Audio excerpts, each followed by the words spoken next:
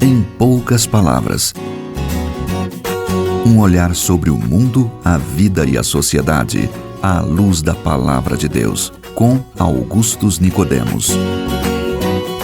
Estamos começando agora mais uma edição do nosso programa Em Poucas Palavras, aqui nesta emissora, através dos podcasts. Obrigado você que nos acompanha no Brasil e no mundo, na Finlândia, Milão, na Itália, né? Puxa. A gente tem gente aí para tudo quanto é lugar, Estados Unidos, né? Estamos ficando internacionais, né? Pois é, o senhor já é, né? Há muito tempo. Então, pastor, suas palavras aí de boas-vindas nesse programa. Pois é, aqui recebendo vocês com muita alegria e dizendo sempre da nossa expectativa de que esse programa seja uma bênção na sua vida. Em Marcos capítulo 16, versículo 17 a 18 está escrito: "E estes sinais seguirão aos que crerem. Em meu nome expulsarão os demônios, falarão novas línguas, pegarão nas serpentes, e se beberem alguma coisa mortífera, não lhes fará dano algum, e porão as mãos sobre os enfermos e os curarão. Sinais, milagres e prodígios, crer ou não crer?" Tema do programa de hoje, tendo como ponto de partida a pergunta do paraibano Eduardo Souza. Paraibano, é na minha terra. É, exatamente, está lá, conterrâneo. Pastor, o Eduardo então escreveu: "Olá Natsa e olá Reverendo Augustus Nicodemos. Eu tenho uma grande dificuldade em aceitar milagres, quer seja aqueles das igrejas neopentecostais, quer seja de amigos reformados que dizem ter passado por experiências que podemos categorizar como tal. Isso faz de mim menos crente? Obrigado, grande abraço." É o recado, pergunta do Eduardo, baseado nesse texto aí. Eduardo, seria interessante saber qual é a dificuldade que você tem em aceitar que Deus hoje pode interferir na realidade humana de maneira sobrenatural, curando uma pessoa, dando um livramento extraordinário, ou enfim, fazendo qualquer outro ato que é acima do normal ou sobrenatural, como nós chamamos. É claro, você vai encontrar muita gente defendendo que Deus hoje faz todos os milagres que ele fez e que estão registrados na Bíblia. E, naturalmente, nós temos alguma dificuldade com isso, porque é claro que muita coisa miraculosa na Bíblia tinha um caráter histórico e que estava ligado a uma etapa da história da redenção. Por exemplo, ninguém espera que Deus faça o sol parar outra vez, que abra um mar para uma multidão passar, que durante 40 anos ele derrame pão do céu para sustentar um povo. Ninguém tem essa expectativa, não é, de que Deus levante um homem com a força de Sansão outra vez. Então, nós temos que reconhecer, de fato, que existe um caráter temporal e transitório em muitos dos milagres que Deus já fez. E nós não podemos esperar que Deus faça hoje, repita hoje, milagres que ele realizou no passado e que tinham um propósito específico de atestar a sua revelação, uma etapa da história da redenção. Então nós temos que considerar isso. Mas, por outro lado, também eu creio que seria ir por um outro extremo você dizer que Deus hoje não faz milagre nenhum. Porque nós temos o recurso da oração. E Deus prometeu que ouviria as nossas orações, feitas em nome de Jesus, feitas em fé, e se elas forem feitas para a glória dele e pedindo coisas que sejam lícitas, coisas que estejam de acordo com sua vontade. Eu creio que, em resposta à oração, Deus pode curar um aleijado, abrir os olhos de um cego, Deus pode curar uma pessoa de AIDS, Deus pode dar um livramento extraordinário. Deus é Deus, ele faz o que ele quiser em resposta à oração. Por isso que eu fiz essa pergunta a você. Seria interessante saber qual é a dificuldade que há na sua cabeça que lhe impede de reconhecer a possibilidade de que Deus hoje pode agir de maneira sobrenatural. Agora, a não ser que você, de alguma forma, foi influenciado por um pensamento que nós chamamos de deísmo e que tem origem no racionalismo e no iluminismo do século XVIII. O deísmo basicamente afirma a existência de Deus, existe um Deus, mas nega a sua intervenção no mundo. Diz que Deus criou o mundo mais ou menos como uma máquina, né? um relógio, né? Um relojoeiro, deu corda no mundo e deixou o mundo funcionando sozinho. O mundo, então, seria um sistema fechado de causa e efeitos, onde os efeitos têm todos uma causa natural, e, portanto, não há lugar nem necessidade de admitir a interferência de um ser externo ou de alguma coisa externa ao sistema do mundo, né? Então, nessa visão deísta, realmente não há milagres. Mas aí nós vamos ter um problema. Se Deus não pode mais realizar milagres hoje, e os milagres que estão na Bíblia, eles aconteceram de fato? Ou então, como é que a Bíblia pode ter sido inspirada por Deus se Deus não tem a habilidade de entrar no mundo humano e de interferir? Então, por isso que é importante. Você perguntou se não acreditar em milagres faz de você menos crente.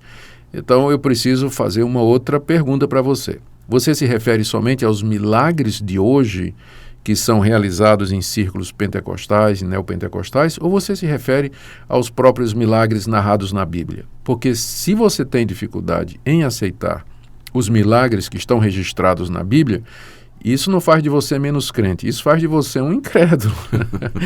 Porque o principal milagre registrado na Bíblia é a ressurreição de Jesus Cristo. Isso, e sem crer, fundamental. E se você não crê na ressurreição dos mortos e na ressurreição de Jesus Cristo, então nem cristão você pode ser, porque essa é o requerimento principal. O apóstolo Paulo diz lá em Romanos, capítulo 10, se no seu coração você crê que Deus ressuscitou a Jesus dentre os mortos e com sua boca confessar isso, você será salvo.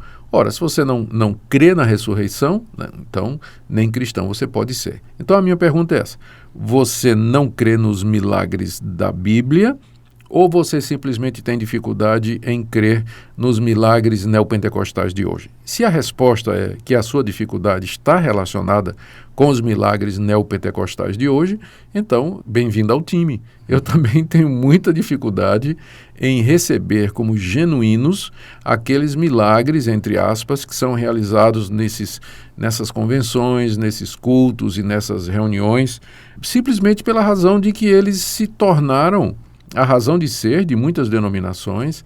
Eles acabaram virando o centro do ministério de homens que parece que não pregam a palavra, a única coisa que eles sabem é ungir, pedir bênção e geralmente condicionado a algum benefício financeiro, né? Veja só, os milagres bíblicos, eles estavam todos relacionados com a pregação da palavra de Deus. Eles eram como que sinais ou provas ou evidências de que Deus estava por detrás dos profetas, de Moisés, de Samuel, de Elias, de Eliseu, de Paulo, de Pedro, de João, que são os nomes principais que realizam milagres na Bíblia, não é? Deus, através das mãos deles, fez milagres extraordinários com o objetivo de atestar a realidade da revelação e da palavra que eles estavam falando. Mas hoje você não vê isso. As pessoas fazem milagre por fazer milagre. É como um fim em si mesmo. Um fim em si mesmo. Não há nenhuma reunião de cura marcada com antecedência na Bíblia, porque os apóstolos e profetas, eles não sabiam quando iam curar. Isso estava na mão do Espírito Santo, que guiava soberanamente a vida deles. Os profetas e apóstolos e homens de Deus na Bíblia, eles não tinham controle sobre o dom de curar ou sobre o poder do Espírito Santo para curar. Eles dependiam da vontade soberana do Espírito Santo. Mas hoje você vê esse pessoal marcando hora, marcando dia. Fazendo propaganda. Diz, venha que você vai ser curado. Me mostre na Bíblia onde tem isso, né? Os apóstolos, por exemplo, dizendo, olha, amanhã dia tal, quarta-feira à noite vai ser a noite da libertação, traga seus problemas que nós vamos aqui curar. Não tem isso, né? Porque os milagres, eles não eram um fim em si mesmos. Aquela passagem que foi mencionada, né, Marcos 16, ela diz assim, estes sinais hão de acompanhar aqueles que creem. Meu nome expelirão demônios, falarão novas línguas, pegarão em serpentes, se alguma coisa mortífera beberem não lhes fará mal, e se impuserem as mãos sobre enfermos, eles ficarão curados. Eu creio plenamente que Deus pode fazer isso hoje. Mas essa passagem não está dizendo que todos os crentes farão todas essas coisas em todos os tempos. Ou que eu terei que ficar atrás de serpente para pegar, porque a Bíblia diz que eu creio, então vou pegar. O bebê veneno, né? O bebê veneno. Então, eu creio que Deus pode fazer esses... O que o texto está dizendo, essa passagem de Marcos 16, é que a igreja é a comunidade dos que creem no Senhor Jesus Cristo e que Deus atua através dela. Então, há períodos em que Deus parece ter interferido mais sobrenaturalmente. Na época dos avivamentos espirituais que nós lemos na história da igreja, há relatos de intervenções extraordinárias de Deus, mas depois longos períodos sem que isso de fato aconteça. Então, eu não creio que todos os crentes têm que fazer todos os milagres que estão descritos na Bíblia. Deus eventualmente pode conceder a concessão de um milagre ou um prodígio, um sinal e uma maravilha para cumprir fins de pregação da palavra e confirmação da sua mensagem, que centra-se na pessoa do Senhor Jesus Cristo. Mas milagre por milagre, se você duvida disso, eu também. Eu não creio que esses sinais e prodígios anunciados por esses curandeiros, eles de fato são coisa de Deus. Como eu disse em outro programa, Deus é misericordioso e pode atender a orações, mas eu tenho muita dificuldade em crer no milagre pelo milagre.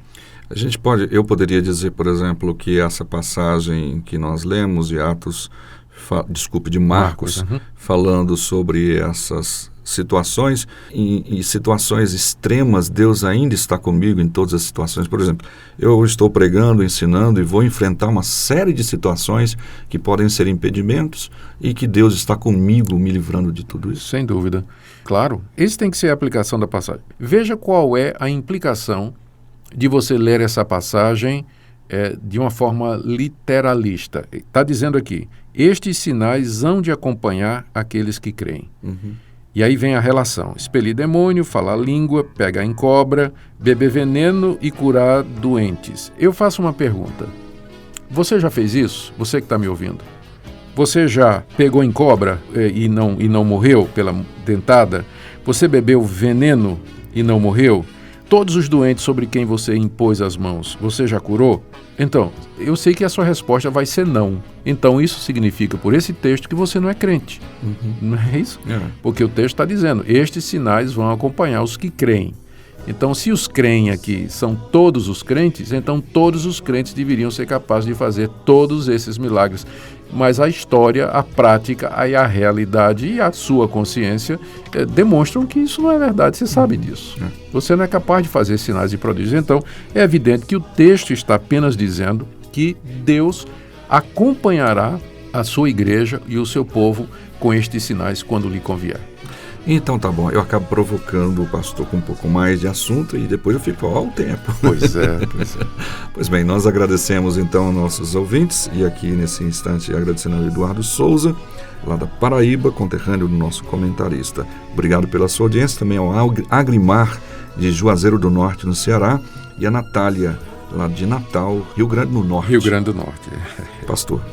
Só agradecendo, mais uma vez, a audiência dos nossos queridos ouvintes e desejar que esse programa seja uma bênção em sua vida.